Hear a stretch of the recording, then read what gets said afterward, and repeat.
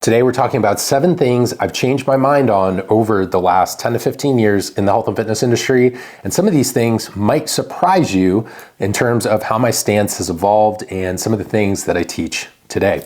So when we think about the health, fitness, and nutrition space, a lot of times not only is research and evidence evolving, but our understanding of navigating client transformations evolving.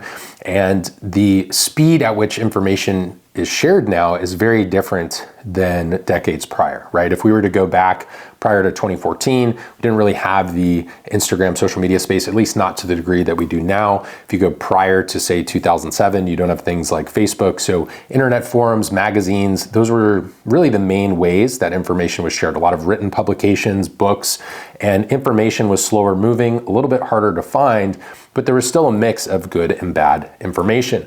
And when it comes to fitness, certain populations, so for example, the bodybuilding community or individuals who are kind of trying things ahead of other fitness populations, would spread ideas into the health and fitness space. And a lot of those things would be attempted by the average gym goer, right? So that could be anything related to meal timing or supplementation and things like that. So inside this episode, I'm going to talk about 7 things I've changed my mind on over the last 10 years. And there seems to be a theme that when people change their mind on something, I would hope that the way that it is viewed is that an evolution in opinion actually shows personal growth and open-mindedness to new ideas. So when I share this with you guys, it's not to say that the evolution in my stance is the be-all end-all or the absolute final answer for these topics. It just means that, hey, based on the past 5, 10, 15 years, as the information that we have available has evolved, my stance has changed. And that's because I am open-minded. I always want to look at things in what is best for the client, or if you're in your own health and fitness journey, what's best for you.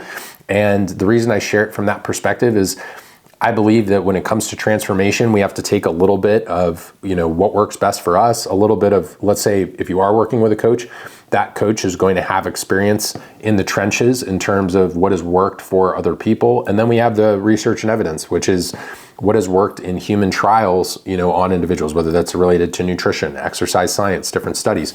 But we can't solely rely on the research because, the research setting may not be practical or applicable for your life or your preferences. And then we also have to consider, right, if you're newer at this and you don't have a ton of experience, we have to have other models to sort of work off of in terms of gauging those behaviors. Science will always change over time, and we should be seeking ways to update our views and basically just, stay up to date and abreast of the latest information that's out there so that we can, as whether it's educators, content creators, or professionals who are in more of a service-oriented industry, we can do the best for those people. So I've got 7 things here for you. Some are going to be related to lifestyle, physical activity, nutrition, supplementation, and a lot of the things that I talk about on my channel.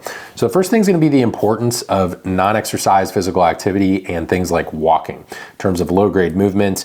And data in the past 5 to 10 years has shown just how important it is for improving not only situations where maybe there's insulin resistance and restoring insulin sensitivity, sex hormone health, metabolic flexibility. And it's even, a very applicable stress management tool for many individuals as well, getting outside, spending time in nature, and there's amazing circadian rhythm benefits that come from walking outside. Out of all the things we evolved to do, the one thing we did for most of our evolutionary history as humans, if you think of this from more of like an evolutionary anthropology perspective looking at health, is we've been walking for a really long time. And I think when I first got into training and nutrition and even coaching clients, but even when it came to my own health, there was a lot more of an emphasis on formal cardio. There's a lot more of an emphasis on training inside the gym and not so much what you were doing the other 23 hours of the day. Now, I'm still a massive proponent of strength training, and I still think that depending on what you're training for and your current metabolic health status, cardiovascular exercise is going to have its place as well. But I think at least when I started out in the industry, a lot of people were a lot more gung-ho on the formal hours of training and not spending as much time to the full 24-hour picture 7 days a week in terms of someone's lifestyle design and really setting that up. We also know that spending long periods of time, 5, 6, 7, 8 hours, sedentary does have some significant metabolic health consequences and can impact risk factors related to longevity and mortality as well. For a couple examples from literature in terms of the importance of movement, we see that walking can be even more effective than prokinetic medication when it comes to certain gut health complaints.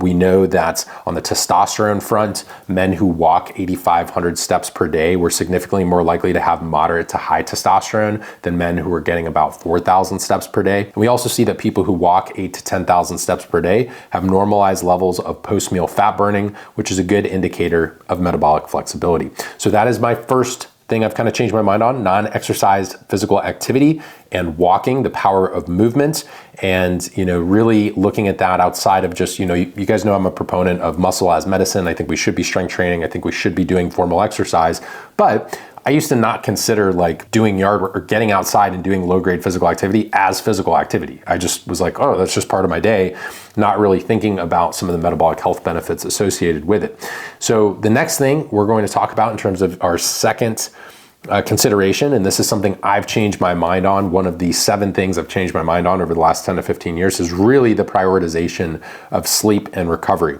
So I've always considered sleep fairly important, but it used to be something where I think people would, wake up early to go hit that morning workout. And not to say that you shouldn't be waking up early, but people would literally, be sabotaging their sleep just to hit the gym, at 5 a.m. Or for many people, what you see is, if they have a busy day coming up, they'd potentially cut an 8-hour night of sleep short, to maybe do some extra cardio or something like that. It's not that we shouldn't be prioritizing the training, you should be, but for some people, right, like if it's gonna mean 4 to 5 hours of sleep, well, maybe we'd be better either training on a different day, or can we train at lunch? Can we train in the afternoon? Can we train after work? There's other times where we can prioritize the training and fit the training in. Granted, some people are going to need to train in the morning, but then we should consider potentially an early bedtime. Things like setting a regular sleep-wake time every single night has a lot of health implications as well. This helps to aid in maintaining good sleep quality. So you get most of your deep sleep in the first half of the night and most of your REM sleep in the second half of the night. This phenomenon basically locks into the window of when you usually go to bed and then when you usually wake up. So if you're going to bed 3 hours later on weekends and waking up 3 hours later, so this is kind of the concept of social jet lag, where people stay up late and watch Netflix, or they're going out, or they maybe have a change in their job schedule, so they're sleeping in on the weekends if they don't have to go to work. Sometimes those things can lead to negative impacts on circadian rhythm. So ideally, if we can, we want to keep that sleep timing the same to maintain that healthy sleep architecture, get good sleep quality. And so this is something I've changed my mind on over the years, is like maintaining that similar bedtime, as well as just the overall prioritization of sleep when it comes to recovery. Number 3 is going to be meal frequency and timing. So when I started out, especially when I was competing, so way back before things like classic physique or even regular physique existed, it was basically bodybuilding for men. And then you had figure and eventually bikini, but figure and women's bodybuilding for women. And at that point, it was sort of conventional wisdom said that you should eat 6 to 8 meals per day to optimize fat burning, and that was going to be best for building muscle. And while a lot of bodybuilding coaches or bodybuilding bros or bro science in some cases will be a little bit ahead in terms of research, this one didn't really hold up as much as time progressed and as more research came to the forefront. Current data indicates that 4 meals is probably the sweet spot if your main goal is maximizing hypertrophy, and part of this is just going to be dependent on getting your total protein intake in, as well as looking at total energy availability and calories. But as little as 2 to 3 meals can still provide muscle growth, provided overall calories and protein are on point. Now, having 1 or 2 meals a day, probably not going to be optimal when it comes to muscle growth, so you may need to consider going to 4 or 5. But I do think the previous extreme of 6 to 8 meals a day, having to pack everything in Tupperware, always having a meal handy, God forbid you go more than an hour and a half, 2 hours, 3 hours without a meal, that's instant catabolism. Those types of things were very common ideas and perpetuated extensively, I'd say especially in like the early 2000s. That was something that was pretty much the norm and accepted as the way to do things. So, that's definitely definitely evolved, and I used to think that meal frequency, really didn't have as much of a bearing on health and fat loss, or that we needed this super high meal frequency in terms of building muscle or fat loss. And so there was more of an emphasis on the physique component of it versus the health component, versus now, maybe we want to have that conversation related to insulin resistance, longevity. What does this person's lab work look like? Are they meeting their daily nutrients in terms of their food log? How are they doing in terms of their micronutrients and their macronutrients versus just this absolute need to eat every 2 or 3 hours? That's something I've definitely changed my mind on over the years.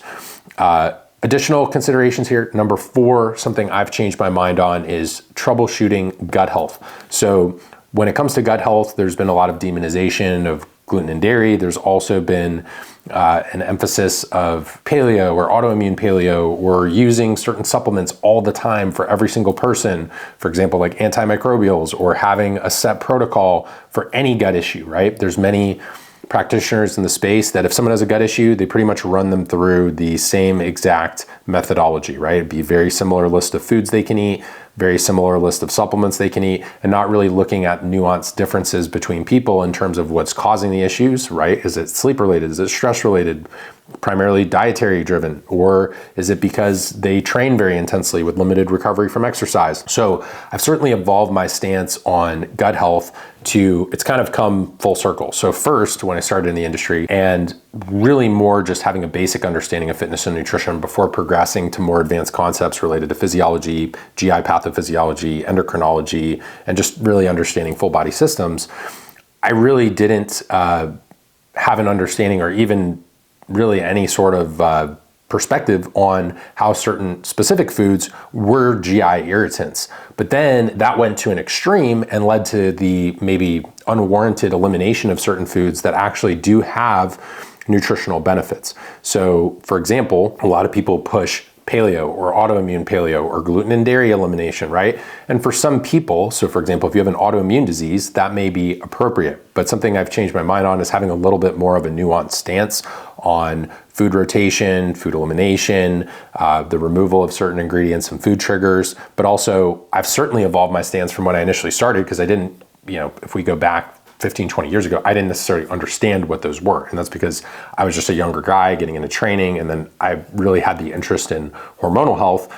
And then gut health kind of followed that as a result of a TBI that I had in concussion, and the importance of recovery, managing inflammation, nutrient status, and things of that nature. So my understanding has been fairly progressive in that sense, and just evolved as the research and evidence has evolved, but also as I've seen more and more client cases as it pertains to gut health. I'm also someone who has kind of adopted a stance that we shouldn't be taking, even if you have an effective quote unquote protocol for managing gut health. I don't think that every single person with a GI issue needs to go on to the same quote unquote protocol.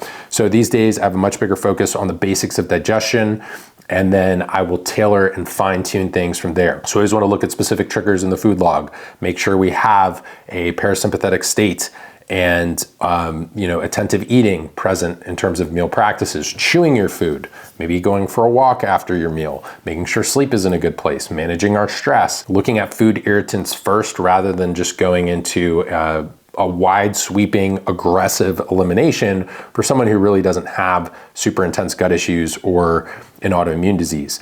Focusing on whole foods and food quality has always been something that, single ingredient foods have always been a priority to me. And I think they're very nutrient dense. They promote satiety. They have a lot of benefits for both muscle building and fat loss, but incredibly important for gut health as well. And, one thing I've also sort of evolved my stance on is, before, I think I just understood the importance of fiber, and now I sort of troubleshoot fiber, because some people go too high with their fiber, other people are very, very low in terms of their fiber, and people don't pay attention to the ratios of insoluble to soluble fiber. So one thing I've evolved my stance on is actually looking at that ratio, and also understanding that you can't have too much of a good thing when it comes to fiber as well, relative to your other nutrients, especially if someone is training very intensely and the bulk of their carbohydrate intake is coming from fiber sources. That can actually lead to some GI irritation as well. It doesn't mean the foods are necessarily all bad. It just means they might be overdoing it in some instances. As far as gluten and dairy goes, there may be a situational need for removal. Again, autoimmune disease being one of these, or for example, celiacs. There's also non-celiac gluten sensitivity. So there are certain situations where you may need to modulate intake of those foods, but there's been a little bit more of a nuanced presentation of gut health for me, and teaching based off of main principles and concepts, and then looking at the individual and their lifestyle in terms of figuring out what sort of approach with their gut health is going to be best, which for some people may be frustrating because they want that one size fits all answer. I don't think there's necessarily a cookie cutter approach to gut health. It's largely going to depend on what were you eating before, what did your training look like before, what are your stress levels like right now, what does your sleep look like, and then we can also begin to have the conversation around supplementation. I do think a lot of people are pushing supplementation super hard when it comes to gut health, or drinks like kombucha, and there's a lot of overrated components for gut health. So I'm going to leave it at that. Number 5 on things I've changed my mind on are supplements.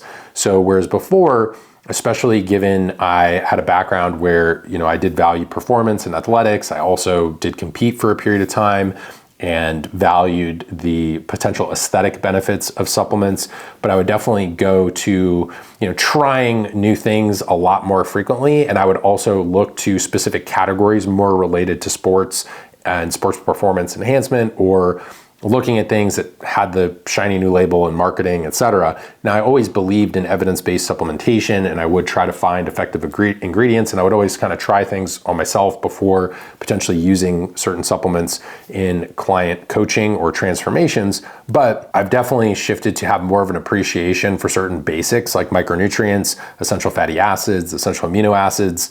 And I don't mean essential amino acids in terms of like a powder of essential amino acids. I mean also essential amino acids from your food intake by getting single ingredient protein sources. Supplementing nutrients that have a widespread deficiency risk is something I've really emphasized a lot more in recent years. And, herbals, I am situationally pro herbals. I think there's certain herbals with a lot of evidence. For example, rhodiola would be a good example. There are others that you could potentially try. But I think there was a time period in the health and fitness space where maybe herbals were overemphasized and maybe micronutrients not getting as much love. I do think that's kind of coming full circle. You see people taking more vitamin D or magnesium or zinc. Certain things are starting to get a little bit more popular, not only for immunity, but general supplementation and well-being as well. So I've certainly changed my mind a little bit there, and I don't have that shiny supplement syndrome anymore. I used to value things like pre-workout a lot more, whereas now I'm a little bit less gung-ho about things like that. I don't even typically take a pre-workout. I will use certain things like creatine or maybe citrulline, but those are more either standalone ingredients, or I'll buy something that's maybe non-stimulant containing. Not that I'm anti ever using an ergogenic aid like caffeine, but I don't think we necessarily need to go out and buy the latest pre-workout. And at least for most clients, that's not going to be their lowest hanging fruit when it comes to supplementation. Number 6, in terms of things I've changed my mind on, cholesterol and lipid values. So when I first started learning this stuff, it was actually after a family member of mine had a 98% blockage and plaque development and the progression of cardiovascular disease. That blockage led to the placement of a stent. And then later there were sort of additional complications, another stent, and then eventually, a pacemaker. So I've been following cardiovascular health very closely for definitely more than a decade at this point, probably closer to 2 decades. And a lot of people at the time continue to view LDL as just bad cholesterol, and many people still do view it that way. They view it as causative for heart disease. So remember, there's a big difference between causation and correlation. Many people still view that as causal. Then as the paleo and low carb community sort of gained steam, a lot of healthier individuals or leaner individuals had those higher LDL levels, but they were feeling great, filled with vitality. Their other metabolic health markers looked pretty good. I think there's been a little bit of a shift in stance around that. We've also had several systematic reviews come out where individuals with the lowest all-cause mortality had LDL levels around 130 or so in the labs. Western cutoff for this, typically, if you were to go get your labs done at, say, LabCorp or Quest in the United States, typically LDL is going to be cut off around 99 or 100. Whereas in some of the research, in systematic reviews of the literature, we see actually people with that lowest all-cause mortality, so death from all causes, not just cardiovascular disease, because, well, if we hedge off cardiovascular disease, but we die early from another cause, that doesn't exactly mean we made a great decision in terms of our health, right? The goal would be, how do we mitigate cardiovascular disease risk while also mitigating other risk factors as well? So when the paleo camp and low carb dieting camp were super popular, a lot of people were saying LDL doesn't matter, it's only inflammation. I don't think that is necessarily correct as well. I think the answer lies in kind of a middle ground. So we're not saying LDL is causative, because I don't think we have, the research isn't there to substantiate that anymore. And we actually have research in another direction that's supporting LDL when it comes to all-cause mortality related to people with very low cholesterol or, very, very high.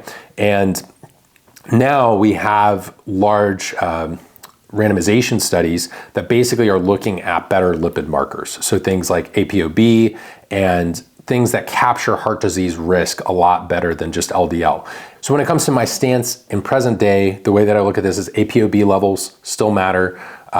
Inflammation definitely matters. Insulin resistance or being insulin sensitive matters. So if you are highly insulin resistant, it's going to lead to a lot of endothelial dysfunctions, systemic inflammation, oxidative stress, a lot of problems in terms of your overall longevity and cardiovascular risk, potentially increasing the progression of plaque development.